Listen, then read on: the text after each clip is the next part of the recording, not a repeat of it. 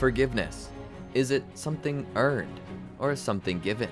When we make a mistake, can we ever work back from where we messed up?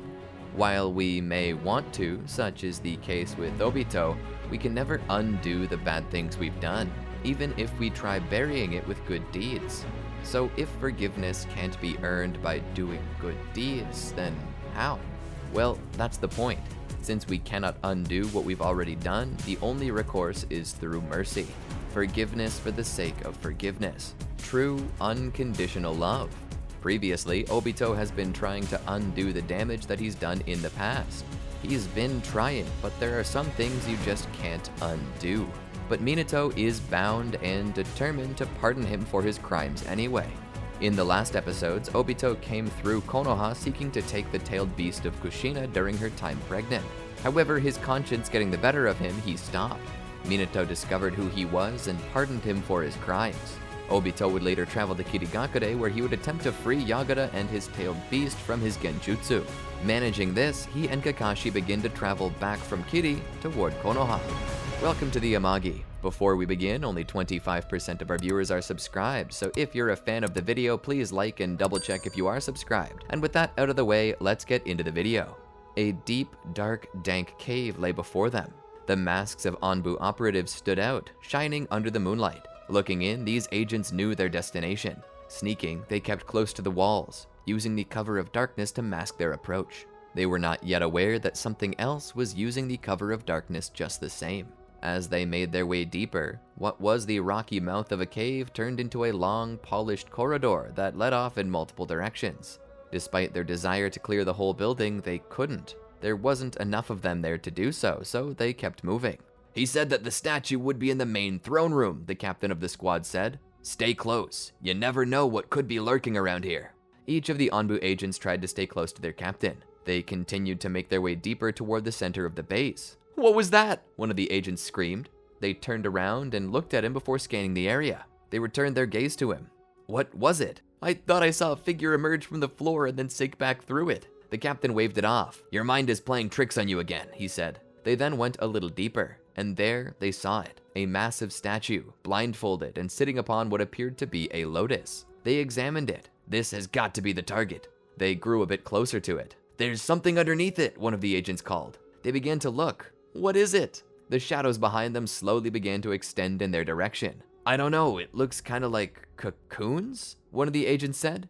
"No," a new voice said. "It is your grave." They turned back to see a black figure emerging from the ground. The agents attempted to throw shuriken and kunai at the creature to destroy it, but the creature disappeared from view before appearing somewhere else where it raised its hands. Suddenly, tree branches erupted from the ground, impaling a few of them and knocking them back into the water. The agents began to panic and weaved hand signs to cast a cooperative fireball jutsu. Zetsu would avoid by retreating into the ground. They wondered where he might have gone. Zetsu then appeared at the top of the statue's head. Once more, he lifted an arm. Slowly, a long strand of fibrous tissue formed and began to slither up the beast. It pulled out of the water. It would begin to coil up their legs, hauling them into the air. The agents screamed for their lives and began to claw for life, grasping at it, but in the end they were pulled under the water, placed in a cocoon. Zetsu sighed. They will never learn. Obito and Kakashi would return to Konoha after their journey to Kirigakure. They would tell Minato of their success and would be given a few days off to rest. After that, though, they were pulled back into his office to talk about the next mission. "We've sent agents toward Amagakure and toward the mountain's graveyard. We have the graveyard under surveillance, but haven't seen anything yet. We've been losing contact with our agents around there, however, so we believe that the reports of that being the enemy base is accurate. We've also had a hard time getting into Ame, but the few agents that could have reported a recently raised regime that replaced Hanzo of the Salamander. This regime seems to fit what Obito told us about Nagato and Pain. We're going to be sending you and Kakashi to Amagakure, along with Jiraiya. If anyone can talk sense into Pain, it's him." Obito nodded. "That sounds good." Kakashi also nodded. Minato then spoke. "Feel free to pack up and get ready. Take the rest of the night off. Tomorrow, meet with Jiraiya by the gate and be ready to go." Obito and Kakashi then proceeded to head home where they would get the supplies they needed. They would then hit the hay and wait for next morning. That night, both Kakashi and Obito were haunted by the memories of Rin's death. It was as if the eyes that they shared were giving them both the same memory from a different angle. Obito and Kakashi were two halves of the same whole, and their dreams reflected that. As the sun rose, they too rose from their beds and prepared themselves for leaving the village. As they came to the gates, they found the old toad sage waiting, leaning back against the wall, arms crossed. He turned around and looked at them. "Certainly like to sleep in, don't ya?" Obito and Kakashi scoffed at him. "The sun hasn't even risen yet." "That's no excuse," Jiraiya said. "Now how about we get on with it?" As they walked toward the village hidden in the rain, they began to speak about it. Jiraiya shared his story with them. Obito knew most of this, but he let Jiraiya recount it because he assumed Kakashi might want to know more about the people he was dealing with. "I came across a group of 3 orphans during my time in Ame. As the Second Shinobi World War waged on, my team and I had finished our mission and were preparing to leave. That's when I met them for the first time. Konan, Yahiko, and Nagato. After listening to their stories, I was told that they also wanted to become shinobi and asked that we train them. Of course, nobody really wanted to. Nobody but me, that is. So I taught them basic survival methods and how to take care of themselves. I didn't want this little group of orphans to starve and die. But as they were going about their daily business, they were attacked by shinobi, and I wasn't around. By the time I knew what was going on, it was already too late. Nagato had killed the shinobi. He had instinctively used the powers of the Rinnegan and had killed all of them. His friends were scared. He was shocked, and a guilty feeling fell over everybody. But I told him that things were okay because he had done so to protect his friends. After that, I actually began teaching them to be shinobi. This had reminded me that the world was a cruel and dark place. They needed to know how to protect themselves and others, so I taught them how to be shinobi. They actually got pretty good, and after that, well, I came home." Jiraiya looked back at Obito. "So, what about you? Do you know them more recently? What were they like? What happened to them?" Obito sighed. "I don't know if I want to talk about that." Jiraiya waved it off. "Don't worry, I know you did bad stuff. Don't be shy, just tell us. For Kakashi's sake, at least." Obito looked over at Kakashi. "Fine, for Kakashi. I went to the village hidden in the rain in hopes of joining the Akatsuki and using their reputation to fund wars and then solve them. But because of those very reasons, the Akatsuki didn't want me, and so I decided to make them need me. At the time, Danzo Shimura and Hanzo of the Salamander were meeting, and I decided to make them believe that the Akatsuki had betrayed them. They ended up framed for murder, and so Hanzo invited them to a celebration. But when they showed up, they were all killed by my hand, with Yahiko, Konan, and Nagato being attacked by Hanzo. Yahiko ended up killed, and Nagato was crippled. He did, however, utilize his Rinnegan to kill everyone save Hanzo, who escaped. I tried to worm myself into the group and convince them that I could help. By this time, Nagato had already claimed the body of Yahiko and was using it as a puppet to replace his real body. I convinced them to let me in by telling them about the power of the Ten Tails. This piqued their interest, and I began assisting them, and they helped me put the genjutsu in Yagura. In the end, their peacekeeping organization became one that wanted to start the bloodiest war in history. They ended up severely twisted. "Is there a chance that we could convince them not to go through with this plan?" Jiraiya asked. Obito shrugged. "Pain can change a person. It certainly changed Nagato." They continued to walk until they reached Ame. Getting in won't be that hard. All we need to do is use Kamui. They would stay close together as Obito utilized his teleportation ability. Once they were inside, Obito looked at the others. "Put on your cloak and masks. We want to be inconspicuous enough to get into their building." They all donned their disguises. They walked the road until they made it to the biggest building, the antenna of sorts. That's how Obito explained it. Pain basically controls his 6 paths via radio control. I mean, not literally, he's using his chakra, but it still works like the radio, and being close enough and high enough aids in reception. They made their way up to the higher floors where they saw the door opened. Inside, sitting upon a throne, was Yahiko, though he possessed the ringed Rinnegan that signified that he was currently being controlled by Nagato. "Toby, you've returned. And who are these with you?" Obito looked back. "Here on my left is Jiraiya, and on my right is Kakashi." Pain nodded. "So I take it that what I heard of you and Kiri was true. You're now working against us." Obito nodded. "We've come to convince you that there's no need to do this anymore." Pain sat there for a moment. There is a need to do this. So long as the world is filled with war, we have to work toward our goal of bringing peace. And we do so by threat of war. Obito shook his head and removed his mask. "I was wrong to make you think that the only way to bring peace was by killing as many people as possible.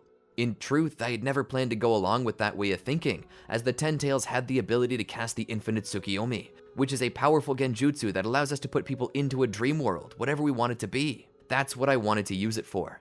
I'm sorry that I tricked you, but I need you off this path." Pain sat there and let out a sigh. "Regardless of what you've said or done in the past, and regardless of your change of heart now, Toby, I'm still going to attempt to bring peace my way. But now that I know I have the infinite Tsukiyomi at my disposal, maybe I can make use of that as well. If the world will not be brought to peace in this way, then maybe I can craft a world where it's the only choice.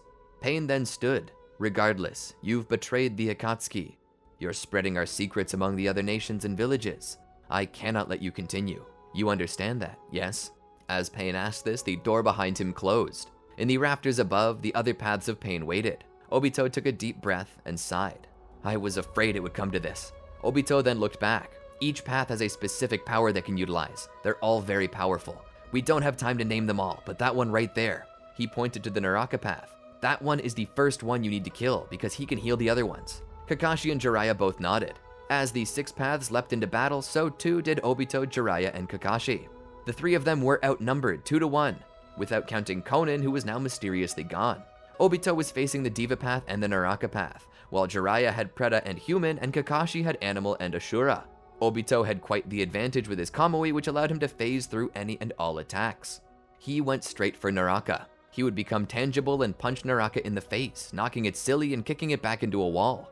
At just that moment, Diva utilized an almighty push to knock Obito out of a window. As Obito began to fall, he utilized Kamui again to teleport before he hit the ground and returned to the room where he was before. He would appear behind Pain and kick him in the back of the head, sending him flying toward his throne, smashing it to pieces. Jiraiya, utilizing his Sage mode, was capable of handling the Preta and Human paths. The Preta was attempting to siphon his energy. Jiraiya wanted to be careful, but he was banking on the idea that Pain didn't know how to balance nature chakra. He let Preta absorb as much as it could, turning it to stone. With that path having been defeated, he still had to deal with the Human path, whose touch was deadly.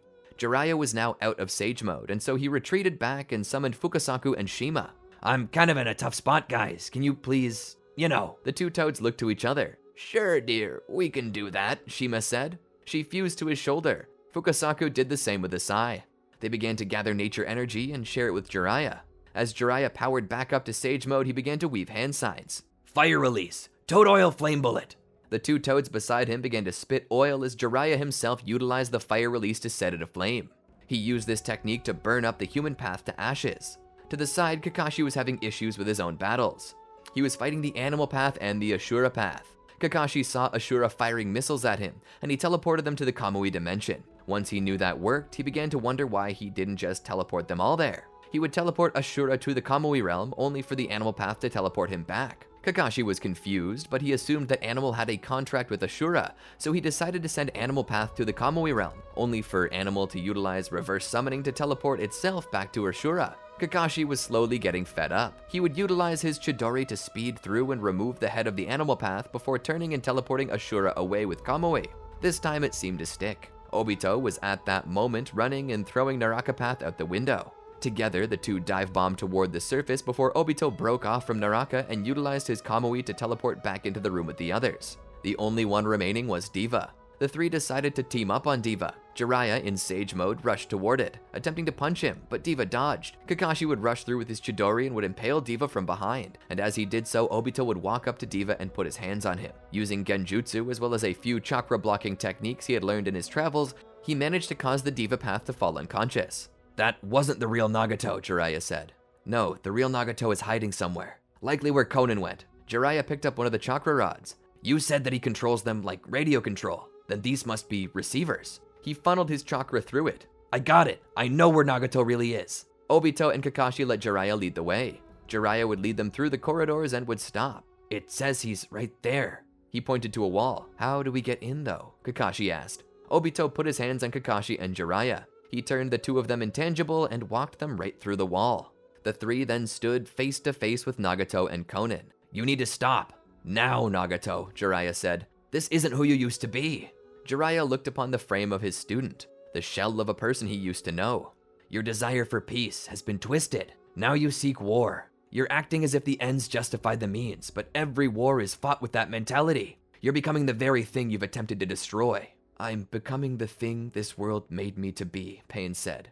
Jiraiya nodded. Yes, the world made you this way. They took away your friend. They took away your innocence, your parents, and forced you to watch it all happen.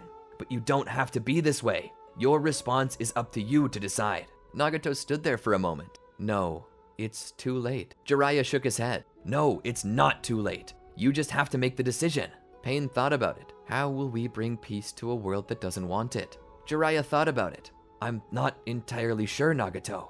You're asking a question that's been asked for thousands of years. For as long as man has existed on this earth, there's been war. But we have to have faith that it won't always be so. The peace you need is the peace that will exist inside of you. And if all men eventually find that peace, then I'm sure the world will become a peaceful place. You just gotta believe. Nagato thought about it. I'm tired of this struggle, sensei. Jiraiya stepped forward. I know you are. I think it's time for you to rest. Nagato nodded. And with that, Nagato would surrender. We need to bring him back to Konoha, Obito said. He'll be a target for Zetsu. He possesses the Rinnegan. It's the only dojutsu that can control the Ten Tails. If he wants the Ten Tails back, he'll have to take the Rinnegan. Konan looked to Nagato. I'll stay here in Ame and protect it in your stead. Go with them to Konoha. Nagato nodded. He then began to follow after Obito, Kakashi, and Jiraiya. Upon returning to Konoha, they informed Minato of the situation, and Minato would have a safe location chosen for Nagato to stay. He would be under guard the whole time. So now that this is done, what's next? Minato asked. Obito thought about it. Now that the Rinnegan's been taken from the reach of Zetsu, his ability to awaken and control the Ten Tails is severely hampered. No doubt he'll attempt to retrieve the Rinnegan. Besides that, he might also attempt to take the Tailed Beasts. Could we just summon the Ghetto statue here? Minato asked. Obito thought about it. Actually, we could. We would just summon it here and hide it. That would further disrupt Zetsu's plans. Without the statue or the Rinnegan, he's got practically nothing. We hadn't even started talking about the Tailed Beasts yet. Kushina's has to be the first, and that was only based on opportunity. The Nine Tails is also in Konoha, so I would assume that we've just become his biggest targets. Does he have anything that he can fight back against us with? Minato asked. Obito shrugged. I have no clue. He might be out of options. That was what Obito thought, however. Unbeknownst to him, Zetsu was already near Konoha. He had located a secret lab of sorts and entered it. Within, Orochimaru was experimenting on the body of a dead Uchiha, attempting to understand the mysteries of the Sharingan. I can tell you everything you want to know about a Sharingan, and all the dojutsu from which it spawns. Orochimaru turned back in surprise. Who's there? From the shadows, Zetsu emerged. I can tell you everything you want to know. However, I require something in return. Some information you might have. And what is that? Orochimaru asked. Zetsu smiled. How about bringing someone back to life? Orochimaru smiled. A few months passed by, and Obito and Kakashi were just sort of living their lives. They'd been protecting Nagato for a time. They had worried that Nagato might get bored of where he was being kept and feared he might see it as a cage. But Nagato had told them that his whole body was a cage and that he didn't really mind where he was being held. Rumors started swirling that tailed beasts were being taken from each and every village. Minato was being kept up to date on this stuff and would be filling in Obito and Kakashi since they were involved. No doubt that this is Zetsu, Obito said. He's attempting to gather the tailed beasts, likely to use them here. Minato sat at his desk and rubbed his face with his hands, massaging his temples with his fingertips. We've been sending our best agents out into the field to capture him. I've told the 4 other Kage about the situation, and I've included into that conversation the likes of the hidden waterfall, but they didn't respond. I feel like this is about to get really bad. Minato looked up at Obito. I didn't think Zetsu was this strong. Obito shook his head. He's not supposed to be. Then how's he doing this? Minato asked. Obito didn't know. All he knew was that Zetsu now had as many as 8 of the 9-tailed beasts. Chances are he'll be here very soon. We need to prepare. And so Minato called back to Konoha all forces, began to ration weapons, and prepare for a war on the home front. Guards kept their eyes open the whole time. They never saw it coming. A single man entered the village, a man who had not been there in a very long time. His sclera black, his Sharingan burning like embers, his armor as red as blood. He walked in. Everyone in the village thought they'd seen a ghost. They might as well have. The ghost of the Uchiha. Utilizing his summoning, he brought the 8 beasts he had collected so far and cast upon them a genjutsu to keep them docile. He would then utilize shadow clones to hop atop the heads of all of the tailed beasts, and would each utilize Susanoo to coat each beast in a thick armor. This was the beginning of perhaps the darkest night in Konoha's history. Minato was the first out on the battlefield. Hiruzen wasn't far behind. The village was slowly being decimated. Some of the Uchiha who possessed Mangekyo Sharingan appeared on the battlefield to face off against Madara, including Shisui and Fugaku himself, but there was only so much that they could do about this. Konoha was severely lacking in their brute force power. It was then that Obito made a suggestion. We could use Kushina. Minato was shocked. Use Kushina? Hell no! Obito waved his hands to help brush away fears. Remember, I controlled both Yagura and his 3 tails for a time, and they became known as the perfect Jinchuriki. Let me do the same to Kushina. I'll bring the Nine Tails under strict control and allow Kushina autonomy over it. She'll be able to control the full Nine Tails. And if you fail, Minato asked. Obito took a moment to weigh the balance. Then she dies. Minato seemed to go pale. Obito tried to reassure him. I won't fail, sensei. Minato looked to Kakashi, who nodded his head. Minato then nodded his own. Obito approached Kushina and utilized his Sharingan to enter her subconscious, where he cast a genjutsu over Kurama. With the genjutsu cast, Obito spoke. Nine Tails is now under your control. Use its power to the full extent. Me and Kakashi will support you. She nodded. Going to a safe place in the village, she would open the seal and take the full power of Kurama for herself, transforming into the massive nine-tailed fox. Its power was incredible. Its potency stood above even the other tailed beasts. Obito and Kakashi would step atop its head and would look at each other. Let's do this together, Kakashi would say. Obito would nod. The two would bump their fists as a sudden blue spark flashed in their Mangekyo Sharingan. Suddenly, Kushina was covered in Susanoo armor, the same as the other tailed beasts. Kill them if you have to, spare them if you can, Minato called up. Obito and Kakashi nodded. The Nine Tails then lurched forward as the other beasts loomed in the distance. Shukaku stepped forward to face the Nine Tails. As it did though, a toad was suddenly dropped from above, crushing it under its weight. It was Gamabunta. That could only mean one thing. Obito and Kakashi looked to each other and smiled. Jiraiya! Jiraiya, standing atop Gamabunta's head, smiled and gave them a thumbs up. Gamabunta would take his massive Shoto and would stab it into the crystal shape at the forehead of the tailed beast where the shadow clone of Madara was. He struck Madara, causing the clone to disappear and the beast to be freed from its control. He's showing us what to do, Obito said. He then patched into Inoichi Yamanaka at the command center. Inform all shinobi to focus fire on the jewels in the front of the tailed beast's heads. Roger. Passing along the information now, Inoichi said. The Nine Tails then formed in its hands 2 swords and began to walk toward the 8 Tails. It possessed 2 swords in each of its own hands, as well as swords in each of its tentacle tails. Kurama began to attack with its blades, but couldn't do much against the bladed tails that kept coming around to strike. They harmed Kurama's Susanoo shell, but didn't seem to go deeper than that. But all the same, they were a danger to Kurama. This had the Nine Tails on the retreat. Then came Shisui and Fugaku, both of whom would grab tails. From there, some of the Uchiha would grab the arms and hold them straight as Kurama would take its blade and go straight for the jewel on its forehead, causing the clone of Madara to dissipate. All around the battlefield, they were managing to bring down tailed beasts, but the question was, which one of these was the real Madara? It was then that suddenly from the location where they'd been holding Nagato, the ghetto statue appeared with Madara on top. All of this had been a ploy. None of these tailed beasts held the real Madara, and in reality, Madara had infiltrated the base, killed all the guards, and then forced Nagato to bring him back to life before taking the Rinnegan for himself. This likely meant that Nagato was dead, but this also meant that Madara was no longer immortal. He could be killed now. It may be hard, but it was possible. Suddenly, Madara's Rinnegan began to glow as the ghetto statue's mouth opened. From within shot out 9 chains that began to suck in the tailed beasts, including Kushina's Nine Tails. Obito and Kakashi attempted to break the chain, but the chain whipped them and knocked them from the tailed beast. They watched as the Nine Tails was ripped from Kushina and absorbed by the 10 Tails. Kushina fell to the ground. Obito, Kakashi, and Minato raced to her. Minato held her up. She was still conscious, it seemed, though her strength was fading fast. Obito, Plan B, leftovers. Obito would suddenly use his Kamui to summon the Kohaku no Johei. I'm glad you thought ahead with this, Obito said. Minato looked over. I'm glad you were able to procure it for us without Kumo realizing. Minato would then begin the sealing ritual. The pot opened and half of the Nine Tails that had been removed from Kushina came out and was sealed inside of her. From there, she began to recover. She looks like she's doing better now, Kakashi said. Minato let out a sigh of relief. I think she's done on the battlefield for now. The others agreed, and Minato would utilize the flying Raijin to teleport her out. As they stood, they then noticed that they had a new problem. We gotta deal with that, Kakashi said. I'll be frank, I don't exactly know what to do about that. Like, when I was trying to get it together, I was halfway convinced that there wasn't a weapon on Earth that could match it. We have to do something though, Kakashi responded. Obito nodded.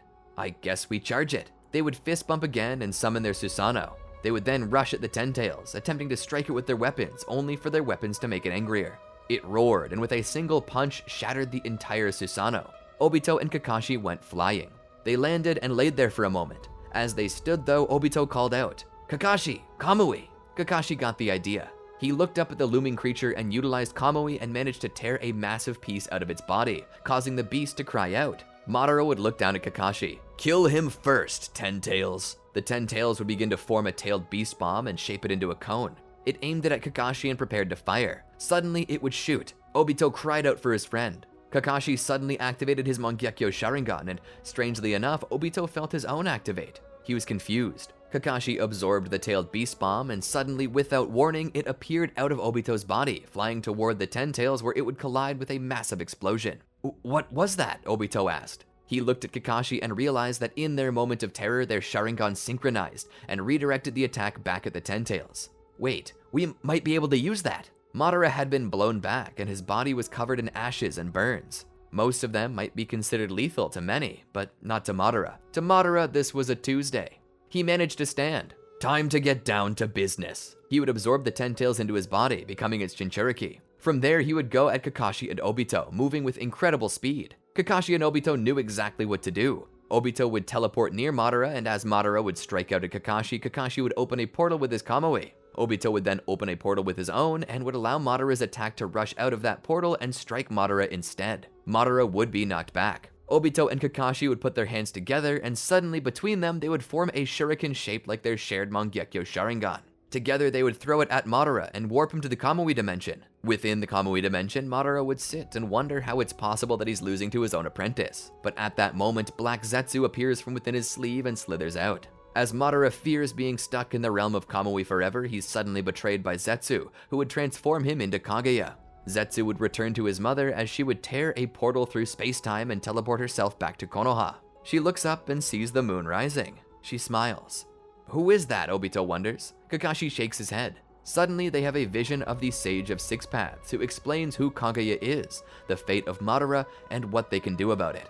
To stop the world from ending, you will need to seal her away once again.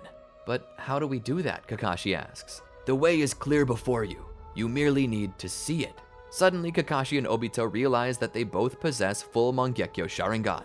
Looking at their hands, they realize that they each possess a sealing formula mark. He returns them to their own world, where they look at Kaguya as she prepares to cast the Infinite Tsukiyomi. I don't think we can get close to her like this, Kakashi said. Obito smiles. I don't think we have to. We have the Kamui. Kakashi nods. Obito and Kakashi walk to each other and hold up their hands. They activate both short and long-range Kamui. The two shinobi push their hands into each other. Their hands pass into the Kamui dimension before another portal opens up beside Kaguya. They manage to tag her. She cries out as the tailed beasts are extracted from within. She too is then pulled into the Kamui realm before being trapped within a Six Paths Shibaku Tensei. With the beasts free and the world saved, Kakashi and Obito fall back, tired. I can't believe we did it, Kakashi says. Obito laughed. I'm just surprised we didn't go blind. Kakashi looks over. Well, I was starting to, but that Sage of Six Paths seems to have fixed it. From there, peace returned. The village was decimated, but because the attack was foreshadowed, Minato had managed to evacuate most of the citizens, meaning that there were few civilian casualties, and most of the other casualties were from shinobi fighting against Madara. With the tailed beasts allowed to be returned to where they were supposed to go, the world was truly grateful for Konoha's actions. But now they had a second Nine Tails. What was one to do with it? Kushina believed that the best course of action was to seal it into Minato, but Minato instead believed that it should be sealed into Naruto. Kushina asked why he would want to do something like that, and Minato informed her that he believed that together they would manage to teach Naruto how to harness its power, and that with the mixture of his parents' strengths and teachings, he could become the strongest shinobi to ever live. And that's where I suppose I should end the story. Hope you enjoyed it. Sometimes the power of the Mangekyo Sharingan isn't represented enough. While the Rinnegan has more abilities, they're always predictable and have the same save only one. The Mangekyo Sharingan is perhaps my favorite dojutsu, though it's best when it's in the Eternal variant. But anyway, what did you think of the video? Did you enjoy it? If so, let us know in the comments and tell us your thoughts and your favorite parts. Also, don't forget to like the video, subscribe, and ring the bell to be notified when other videos like this drop. And while you wait for those, check out these other two videos. Maybe they'll keep you occupied. Until next time, peace out.